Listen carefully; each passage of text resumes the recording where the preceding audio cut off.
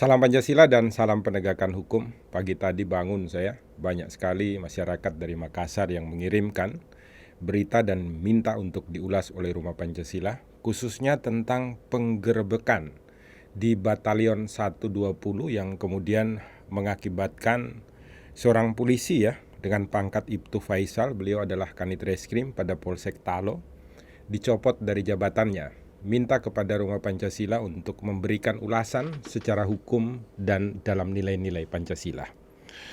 Poin yang pertama, saya pribadi dan Rumah Pancasila memiliki kedekatan baik dengan Kombes Budi Haryanto. Beliau adalah Kapolrestabes Makassar. Makanya pada sekitar 3 bulan yang lalu ketika ada seorang masyarakat di Makassar yang ditahan di Polsek Manggala dan istrinya yang sedang hamil meminta bantuan ke Rumah Pancasila, saya langsung pagi itu menelpon Kapolrestabes. Pak Kapolrestabes langsung bertindak. Kapolsek Manggala dipanggil dan hari itu juga sore harinya yang bersangkutan dibebaskan melalui restoratif justice karena sebenarnya yang bersangkutan tidak bersalah. Dia hanya membeli sepeda yang sebenarnya sepeda itu hasil dari curian, tetapi dia ditahan oleh Polsek tanpa sepengetahuan Pak Kapolrestabes. Begitu tahu, beliau langsung memerintahkan untuk dikeluarkan dan dihentikan perkaranya. Karena ini adalah masyarakat biasa, dia tukang parkir. Anda bisa cari, ada di dalam Instagram ataupun YouTube-nya Rumah Pancasila. Itu poin yang pertama supaya nanti kita real. Apakah Rumah Pancasila berpihak ataukah tidak terhadap kejadian yang ada di Makassar. Poin yang kedua, setelah menerima berita dari teman-teman, tadi pagi saya langsung menelpon Pak Kapolrestabes dan menanyakan kronologis kejadian tentang Batalion 120. Pak Kapolrestabes menyampaikan bahwa ketika beliau ini menjabat di sana, di Makassar itu sering sekali terjadi keributan-keributan di dalam masyarakat. Satu hari bisa sampai 2-3 kali kejadian.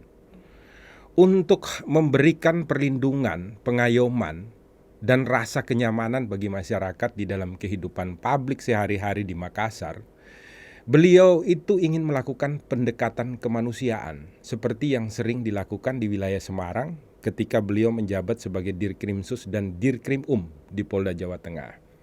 Maka kemudian di dalam pertemuan yang dilakukan bersama dengan Forkompindo, beliau menyampaikan usulan, bagaimana kalau dibentuk sebuah wadah, yang mana wadah ini nanti menampung mereka-mereka yang terlibat kejahatan secara mandiri untuk kemudian diminta mereka sadar secara pribadi melalui pembinaan-pembinaan yang dilakukan secara langsung antara pemerintah Kota Makassar, melibatkan kepolisian sebagai aparatur penegak hukum, sekaligus melibatkan masyarakat untuk menyelesaikan segala persoalan secara baik dan benar, dan kemudian mengajak mereka yang suka tawuran, suka berkelahi, suka membuat keributan di dalam masyarakat untuk kembali menjadi manusia yang hadir sebagai rahmat, sebagai karunia, sebagai terang bagi sesama di dalam kehidupan publik di Kota Makassar. Maka melalui Batalion 120 ini diwajibkan kepada setiap mereka yang mau masuk sebagai anggota, mereka harus menyerahkan alat-alat senjata atau semua hal-hal yang berhubungan dengan kejahatan, termasuk minuman keras dan lain sebagainya. Maka di Batalion 120 ini biasanya itu merupakan tempat penampungan. Nanti barang-barang yang bisa dipakai sebagai kejahatan ini kemudian diserahkan kepada kepolisian oleh pemerintah bersama mereka yang sudah sadar di dalam kelakuan buruk mereka di dalam masyarakat ini untuk kemudian dimusnahkan bersama-sama. Jadi dibentuknya Batalion 120 ini adalah partisipasi antara mereka yang sadar suka buat keributan di lapangan, bekerja sama dengan pemerintah, dan bekerja sama dengan aparatur penegak hukum untuk membuat Makassar menjadi kota yang nyaman, kota yang tentram, kota yang damai bagi semua orang yang berada di Makassar maupun kami-kami yang akan datang dan berkunjung serta tinggal di kota Makassar. Dan ini tentunya adalah perintah Pancasila. Penyelesaian masalah dilakukan secara gotong royong. Karena kalau hanya dimintakan kepada polisi, polisi tidak akan sanggup untuk menyelesaikan permasalahan. Karena tidak dengan cara memidanakan, tetapi melalui pendekatan kemanusiaan yang humanis untuk mengajak orang menjadi sadar untuk berbuat kebaikan. Dalam hal ini khusus di kota yang kita cintai, yaitu kota Makassar. Poin yang ketiga tentang pencopotan Ibtu Faisal ya dari Kanit Reskrim Polsek Talo. Saya dikirimi berkas pribadi, tidak boleh saya tampilkan di sini, tapi saya baca. Untuk Ibtu Faisal ini sudah beberapa kali diberikan sebuah pendapat oleh Kapolsek kepada Kapolrestabes bahwa yang bersangkutan sering melalaikan tugas di dalam melaksanakan perlindungan dan penegakan hukum sekaligus di dalam masyarakat. Jadi ada perkara-perkara yang tidak sampai kepada atasan sehingga atasan ini tidak mampu untuk menganalisa apakah perkara ini patut, layak untuk diteruskan, dihentikan, dan lain sebagainya. Jadi tidak ada kekompakan di dalam struktur organisasi, khususnya di Polsek Talo ini, di dalam menyelesaikan segala persoalan yang terjadi di masyarakat berhubungan dengan penegakan hukum terhadap masyarakat. Karena tidak adanya kerjasama yang baik, maka seringkali bawahan ini berjalan sendiri.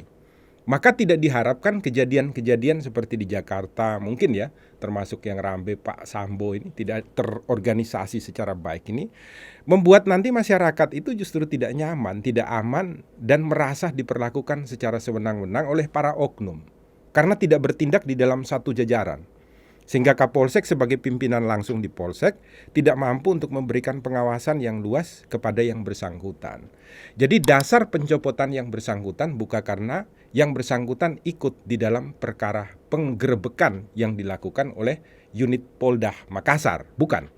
Tetapi dalam persoalan lain, karena tidak mentaati ketentuan-ketentuan dan aturan di dalam Kepolisian Negara Republik Indonesia yang tidak akan saya ulas panjang lebar, tetapi saya punya datanya, hanya data itu bersifat data yang tidak boleh disampaikan kepada publik untuk menghormati ya, karena itu masuk di dalam ranah kode etik kalau nanti ternyata ada pelanggaran yang perlu disidangkan secara kode etik. Poin yang keempat adalah tentang penggerebekan yang dilakukan. Begini, di dalam setiap penggerebekan dan penggeledahan yang dilakukan itu harus diikutsertakan dengan surat penggeledahan yang sah. Sehingga aparatur penegak hukum dalam hal ini Kepolisian Negara Republik Indonesia itu tidak melakukan perbuatan yang sewenang-wenang terhadap masyarakat. Oleh karena itu, dalam peristiwa penggerebekan ini, Pak Kapolrestabes secara pribadi menyampaikan kepada saya melalui telepon. Abang kan tahu tata cara penggeledahan. Ini saya tanya sama mereka yang menggeledah. Laporannya dari mana? Mereka mengatakan laporan dari kepolisian. Kalau laporan dari kepolisian, maka di dalam sistem kerja kepolisian itu masuk di dalam laporan model A. Maka kemudian ditanya, polisinya siapa yang lapor? Itu tidak bisa dijawab. Kemudian dijawab lagi, ini informasi dari masyarakat. Berarti laporannya bersifat model B. Ditanya lagi, masyarakat yang mana yang melapor? Karena apa? Batalion 120 ini didirikan dalam rangka untuk memberikan rasa aman, nyaman, tentram bagi masyarakat Makassar yang melakukan kegiatan di publik. Dia meminta kepada semua orang yang suka berbuat keonaran itu untuk sadar secara pribadi dan menyerahkan senjatanya secara sukarela. Kepada siapa? Kepada Batalion 120 untuk kemudian nanti ditampung dan diserahkan kepada Kapolrestabes Makassar untuk dimusnahkan. Jadi ini kerjasama antara masyarakat, antara pemerintah, dan aparatur penegak hukum. Maka ditanya, laporan siapa? Jangan-jangan ada oknum-oknum dan dalam tanda kutip yang menginginkan kota Makassar itu tidak nyaman, tidak aman, tidak damai. Ada situasi yang tidak kondusif diciptakan di Makassar. Dan kemudian oknum-oknum ini bisa saja turun untuk kemudian seolah-olah menjadi orang yang berjasa dan lain sebagainya, sehingga kemudian mereka mendapatkan sesuatu dan lain sebagainya. Ini yang ditakutkan. Tetapi kalau bentuk ini merupakan kerjasama publik, maka semuanya tahu. Apalagi Batalion 120 ini dibentuk melalui Forkompinda Kota Makassar. Berarti segala sesuatunya akan dipertanggungjawabkan secara administrasi, secara peraturan perundang-undangan, dan pelaksanaan praktek di lapangan. Diketahui secara umum. Oleh karena itu penggeledahan ini juga dirasa oleh pihak kepolisian ada hal-hal atau prosedur-prosedur khusus yang tidak dipenuhi. Tetapi penyampaian kepada masyarakatnya berbeda-beda. Hari ini tanggal 13, tadi siang saya juga sudah mendapatkan data dan foto-foto yang mungkin nanti ditampilkan. Telah dilakukan pemusnahan terhadap barang-barang bukti yang didapat di dalam penggeledahan tersebut. Kenapa harus dimusnahkan? Karena ini memang ditampung di sana untuk nantinya dimusnahkan. Jadi tidak dipergunakan untuk melakukan kegiatan-kegiatan yang dilarang peraturan perundang-undangan di Indonesia. Bahkan berdasarkan hasil penggeledahan, olah TKP, pemeriksaan saksi-saksi di lapangan, tidak didapati adanya perbuatan tindak pidana yang akan dilakukan dengan barang-barang bukti yang dapat atau didapat melalui penggerebekan yang ada di lokasi kejadian. Maka melalui video ini Rumah Pancasila ingin menyampaikan kepada seluruh sahabat Rumah Pancasila termasuk masyarakat Makassar, kita harus mampu untuk menampung dan kemudian menalar setiap berita-berita secara benar dan baik. Sehingga nanti kita mampu untuk memberikan sebuah kata-kata melalui ucapan atau tindakan yang benar terhadap sebuah peristiwa hukum yang terjadi di Kota Makassar yang kita semua cintai. Rumah Pancasila berharap agar ke depan Kota Makassar akan semakin baik dengan kerjasama yang sangat luar biasa ya antara masyarakat Kota Makassar dengan pemerintah Kota Makassar, kemudian dengan aparatur penegak hukum juga di Kota Makassar. Ini harapannya Rumah Pancasila. Lepas daripada semua yang disampaikan oleh Rumah Pancasila tersebut, bukan untuk membela seorang sahabat saya, Kapolrestabes Makassar, Kombes Budi Haryanto, bukan. Tetapi Rumah Pancasila menyampaikan by data juga yang dikirimkan langsung dari sana untuk dikonfirmasikan kepada masyarakat Kota Makassar.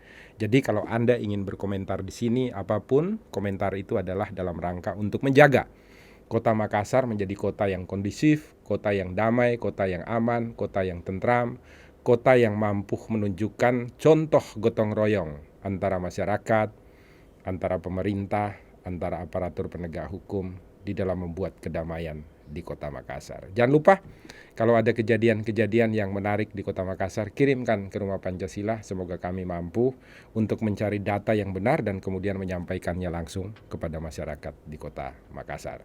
Jangan lupa buka mata, buka telinga, buka hati, selalu berbuat baik di Rumah Indonesia. Kalau kita berjumpa, selalu ucapkan salam Pancasila dan salam penegakan hukum. Sampai bertemu di Kota Makassar dengan Rumah Pancasila.